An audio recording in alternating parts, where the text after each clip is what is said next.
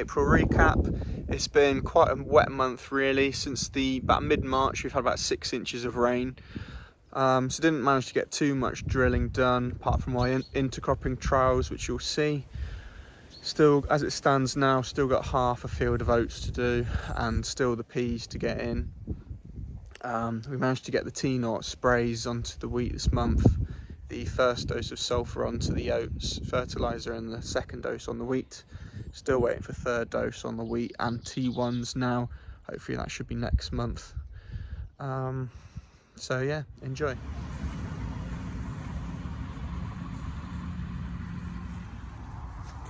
Currently Good Friday and just out spraying off all the black grass, volunteer wheat and everything else before we go in with spring peas.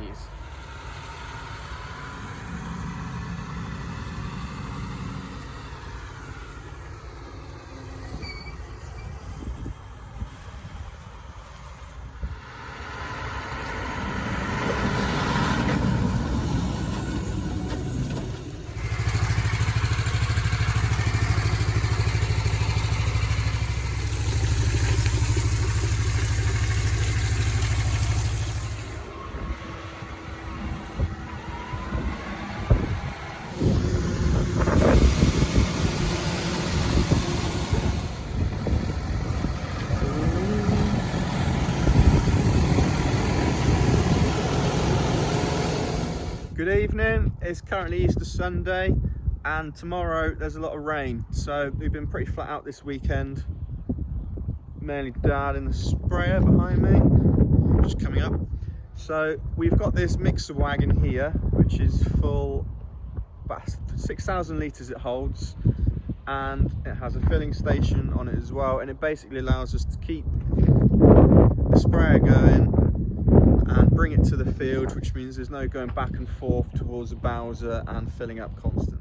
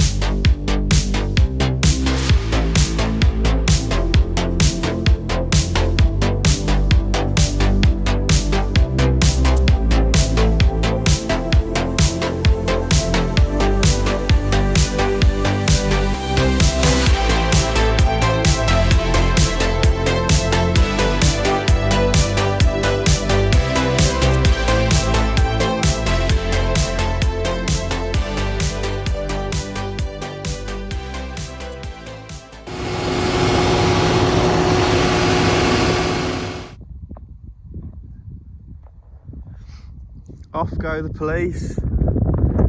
That was fun. Trying to do a bit of drone footage of the sprayer, got told off. Just spraying the last few fields of wheat here. We're currently spraying just nutrition on this block of fields currently. This is first wheat extase, so it doesn't need a fungicide at T0. It doesn't have any yellow rust issues, which are often prominent for a T0 spray. Main weakness is septoria, I believe. But we're currently just putting on nutrition at the moment. That is including potassium silicate to get silicon into the plant, strong cell walls, P and K, so phosphorus and potassium, because we don't do any solid applications of these nutrients, only little bits of foliar here and there. We struggle with P availability on our high calcium soils. Also bitter salts, because that's another function of high pH and high calcium soils. We need a lot of magnesium and sulfur, and I think that's it, and a few other macronutrients here and there, but not a lot. Hopefully you can hear me. There's Dad in the background just going around a telegraph pole. I'll just show you some of the wheat now.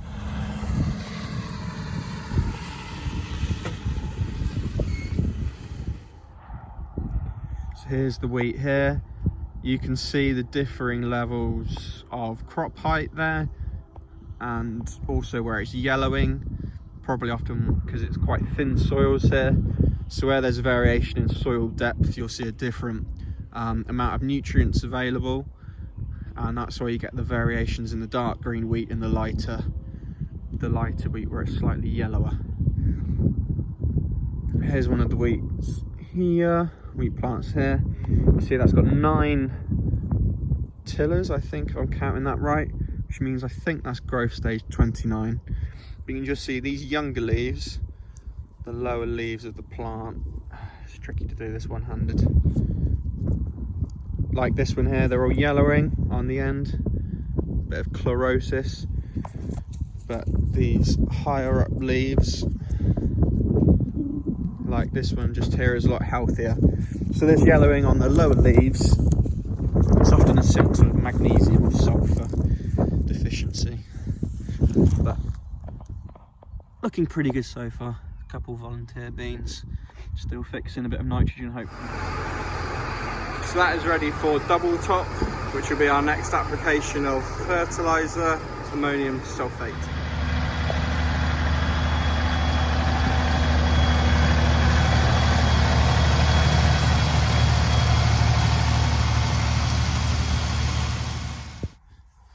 It is the 17th of April and the second lot of nitrogen has just gone on. It is 170 kilograms of double top, which is ammonium sulfate.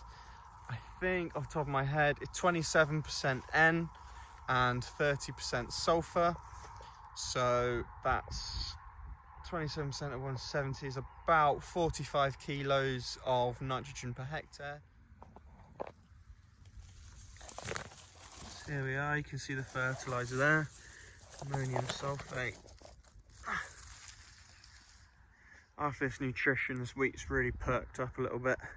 Still a little bit of yellowing going on, especially on the lighter sections of the field, but getting there slowly. So that brings our total N dose up to 76 kilos a hectare so far. Obviously differing because second wheats have had muck and some wheats are behind beans. But our third dose, that will be nitrate nitrogen in the form of nitram, and then our fourth dose will be a foliar urea, probably mid-June sort of time. But aim for about 180 kilograms of N, and then depending on what the weather's looking like and whether we'll get milling grade or not, we'll adjust the nitrogen accordingly. Just having a look at some land destined for peas, and as you can see in the background behind me, it's still got standing water. Right behind me in the middle of the screen there's also about foot ruts. Yeah,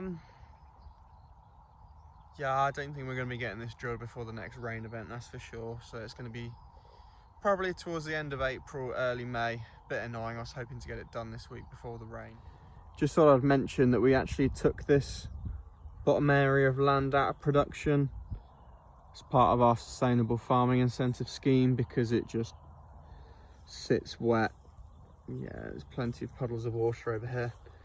Done it in a line straight across here. So the hedge is on the far side of the field up there, and basically this matches in here with 24-metre strips coming off that hedge at the far end, just squaring up fields a little bit, getting rid of these unproductive areas. I put a dot on them. Front left leg, you just want a little dot. Yeah, if you want to do it on that leg. That. Yeah. This wheat is absolutely motoring along currently. Looking very clean as well. Group 2 mix here, Extase, Palladium and Cordial.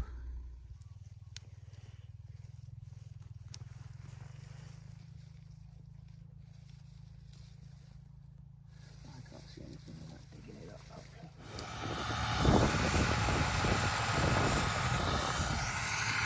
Finally on to the last bit of spring drilling for the cereals. You can see it looks dry on top, there's a little bit of dust coming off.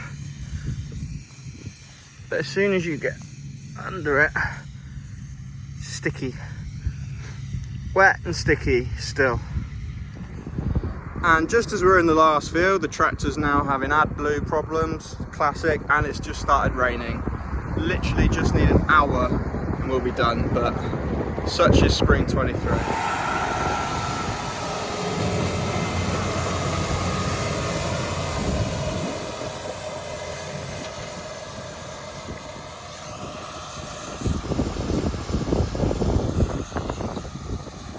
So this drill that we've got on now is our Kuhn Megant 6 metre, basically our wet weather drill currently. It's had a lot of use in the last few autumns. Well, that's put a stop to that. 27th of April now, might be probably the last bit of drilling that we get done. Not quite finished. Thanks for watching this month's YouTube. I've decided not to include all the intercropping net zero competition or the trials because I got way too much footage, so I'm going to do a separate video in 2 weeks. Going to finish off with a little bit of policy update now. This month, apart from the water management grant, so this is the second round and it's part of the Farm Investment Fund.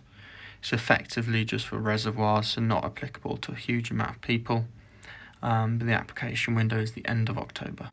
But something that has come out is the Net Zero Growth Plan, and effectively that is just trying to create a net zero emission economy by 2050. A lot of mumbo jumbo, I'll be honest, but if you scroll down, they've highlighted 3 main ways to do this, and that's going to be through feed additives, carbon audits, and agroforestry. So we'll see how that goes.